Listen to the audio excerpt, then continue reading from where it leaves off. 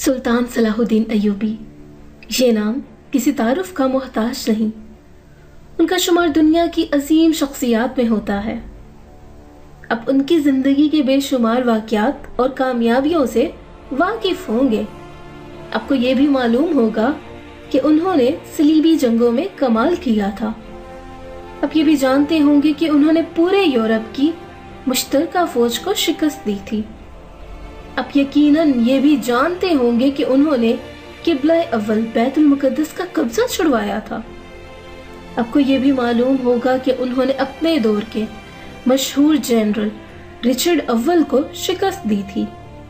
आप ये भी जानते होंगे कि वो मिस्र, शाम, फलस्तीन, यमन और लबनान के हुक्मरान रहे।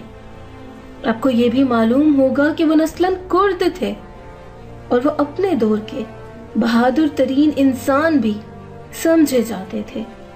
और आप यकीनन ये भी जानते होंगे कि मुसलमानों के वो पहले जनरल थे जिन्होंने यूरोप के ईसाइयों को शिकस्त दी थी। लेकिन आप सुल्तान सलाहुद्दीन अय्यूबी की ज़ाती ज़िंदगी के बारे में शायद ज़्यादा ना जानते हों। सुल्तान सलाहुद्दीन अय्यूबी ज़िंदगी में बेहद सादा, रहमदिल और गरीब शख्स थे। अपने दौर की 4 अमीर तरीन रियासतों के मालिक उस शख्स के पास कोई घर नहीं था। ये अपनी पूरी जंगी जिंदगी में सिपाहियों के साथ खैमों में सोते रहे, फौजी मेस से सिपाहियों के साथ खाना खाते रहे और उन्होंने पूरी जिंदगी आम सिपाहियों जैसा लिबास पहना। उनके पास किसी किस्म की कोई जमीन, कोई जायदाद और कोई बैंक बैलेंस नहीं था। वो पूरी जिंदगी हज करना चाहते थे, लेकिन वो ज़ादे राह के लिए इतनी रकम जमा ही नहीं कर सके कि दमिश्क से मक्का जा सकते। और वो जब 55 साल की उम्र में फोत हुए तो उनके घर में सिर्फ 47 दिरहम थे और इस रकम से उनकी तदफीन तक नहीं हो सकती थी। चुनाचे सुल्तान सलाहुद्दीन अय्यूबी के कफन दफन के अखराजात दमिश्क के एक काजी ने अपनी जेब से अदा किए।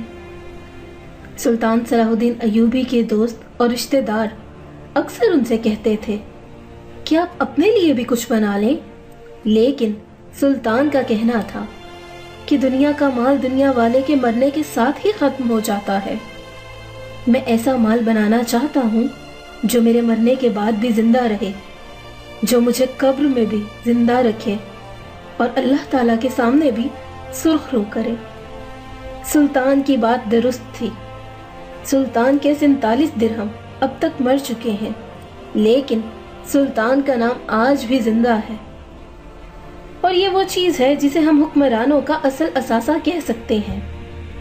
हुक्मरानों का असासा वो कारनामे ही होते हैं जो उनकी जिंदगी को उनकी उम्र से तवील बना देते हैं।